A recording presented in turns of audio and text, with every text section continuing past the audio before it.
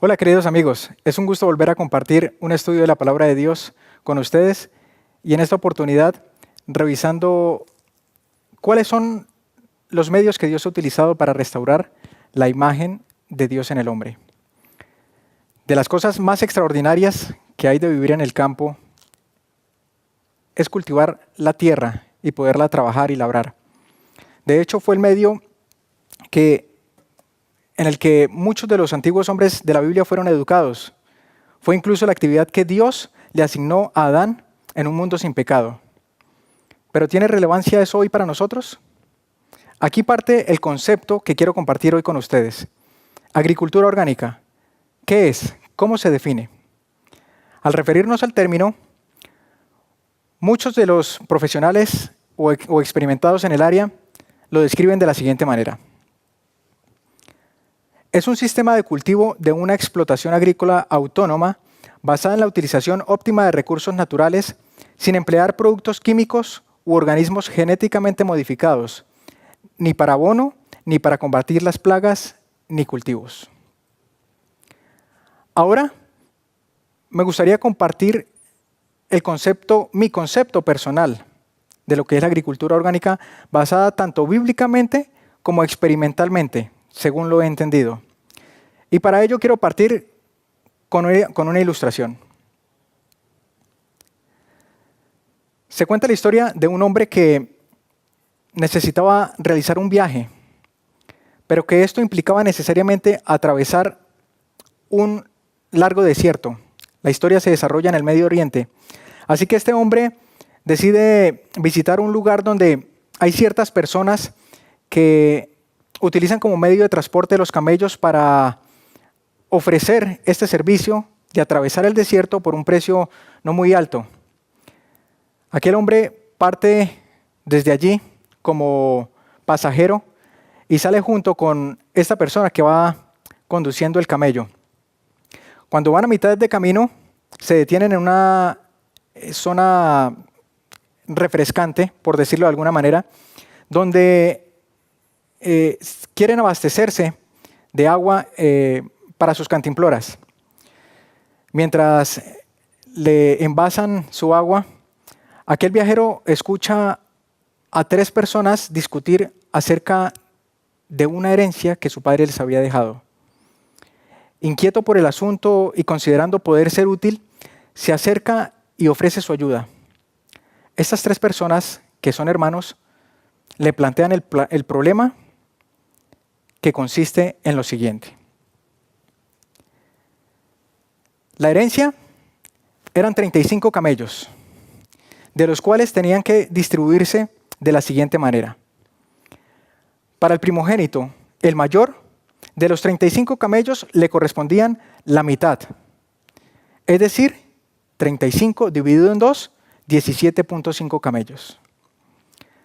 Al hijo del medio le correspondía una tercera parte de esos 35. 35 dividido en 3 equivale a 11.6 camellos.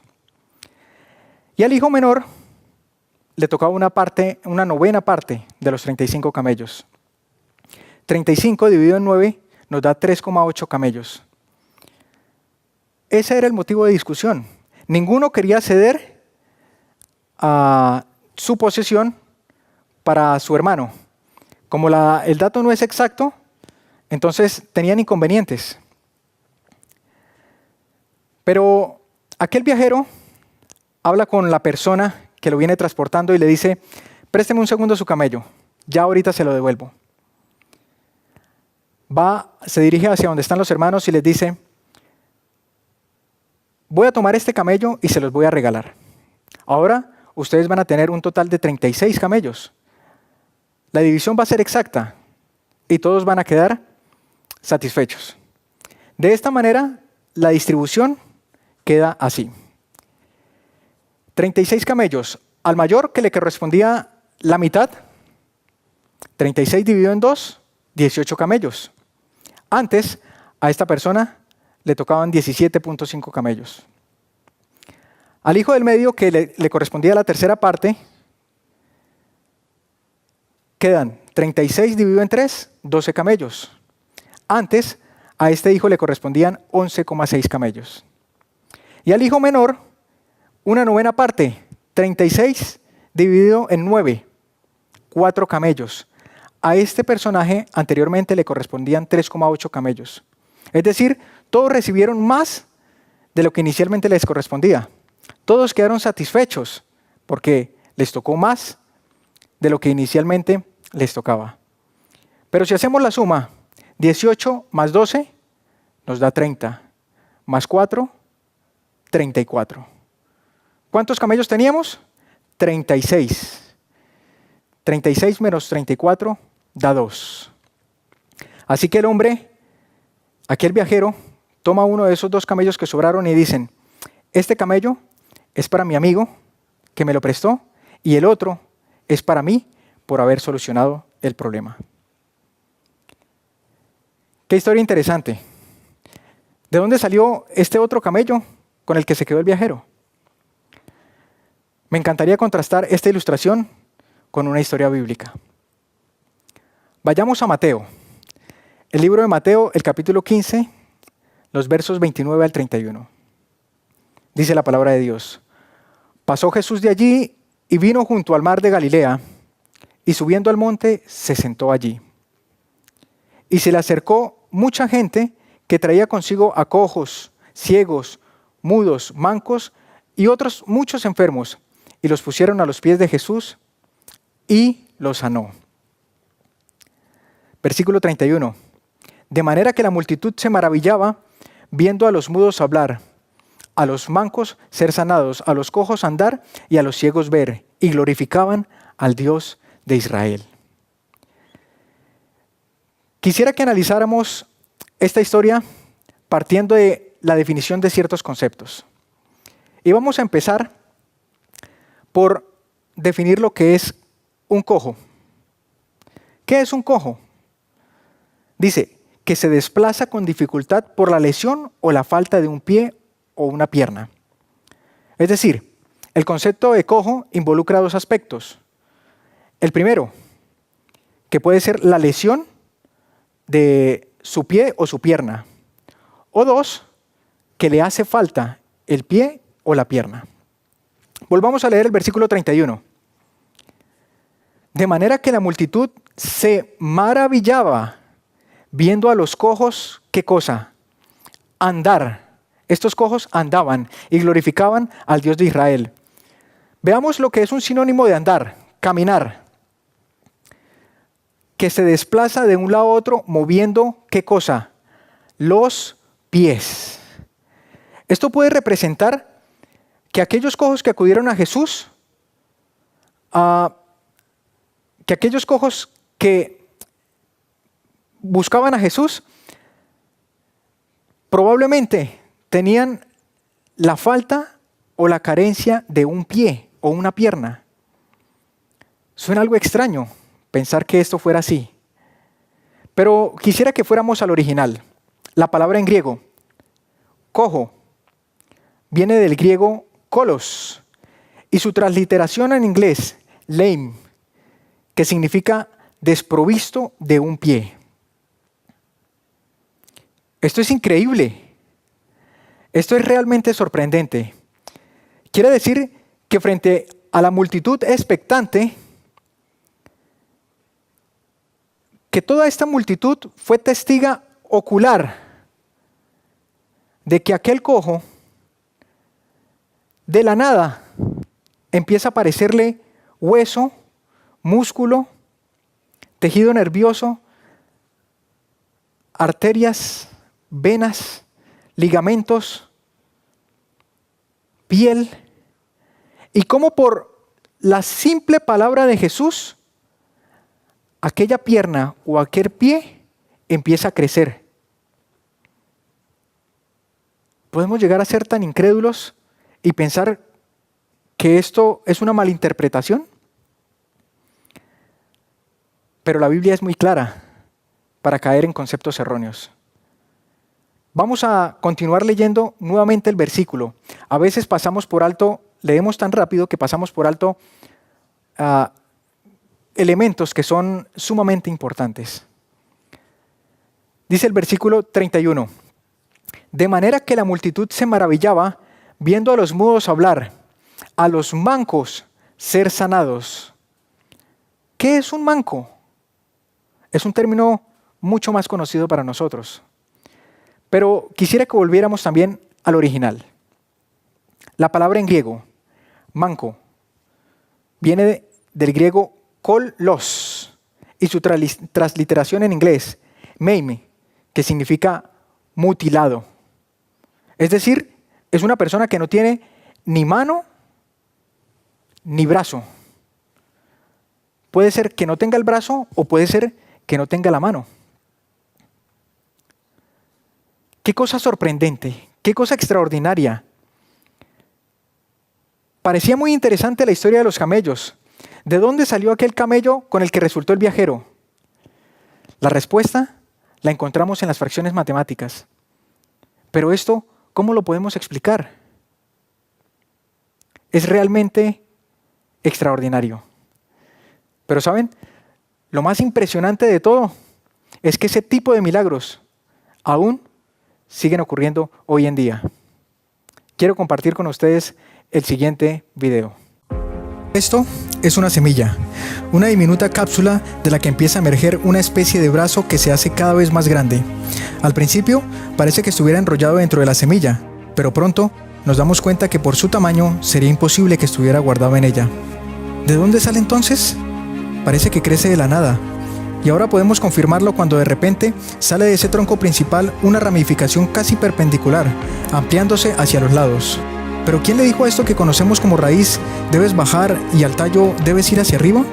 Saliendo de la superficie, donde puede ser vista como lo fuera la pierna de aquel cojo que fue sanado por Jesús, se extiende hacia arriba, creciendo progresivamente, mostrando lo que pareciera ser una metamorfosis a través de las hojas, elementos que vagamente pueden ser descritos por una rama de la matemática llamada geometría fractal, y que impresionan por la majestuosa forma en que se despliegan y se desarrollan en conjunto con un propósito determinado: funcionar como transductores o elementos capaces de convertir la energía lumínica en energía química, estimulando la formación de flores que pronto tienen que morir para que a través de un proceso de proteosíntesis, los aminoácidos y otras estructuras altamente complejas den paso al desarrollo de una de las cosas más extraordinarias de la vida: el crecimiento de un fruto, esa parte comestible y adornada de diversos colores, cargada de vitaminas y minerales, hecha para el sustento del hombre.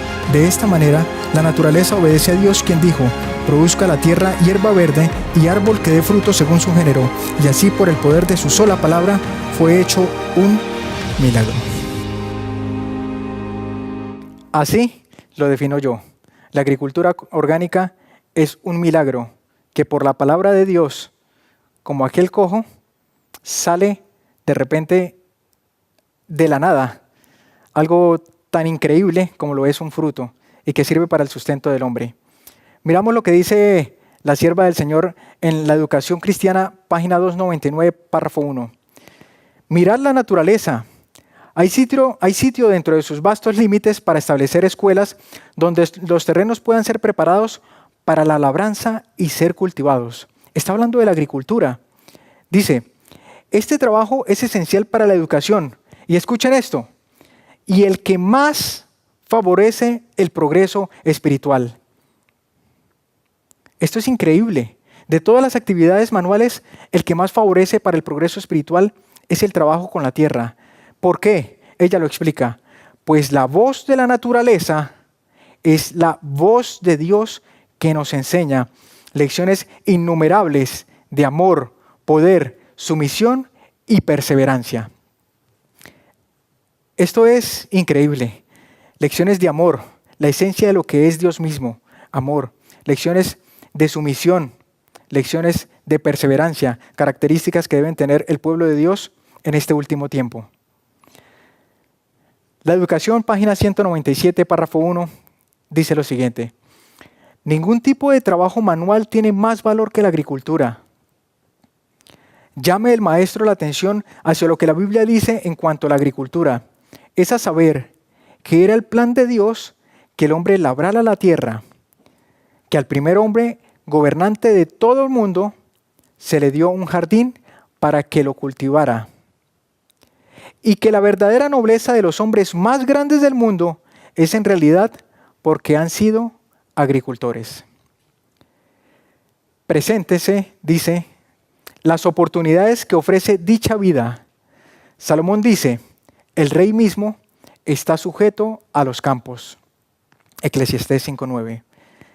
Y esto que viene realmente me llama mucho la atención. Del que cultiva la tierra, la misma Biblia dice lo siguiente, porque Dios le instruye y le enseña lo recto. Isaías 28:26. Y quien cuida la higuera, comerá su fruto. Proverbios 29:18. Volvamos por un momento al principio bíblico de alimentación. Génesis 1:29.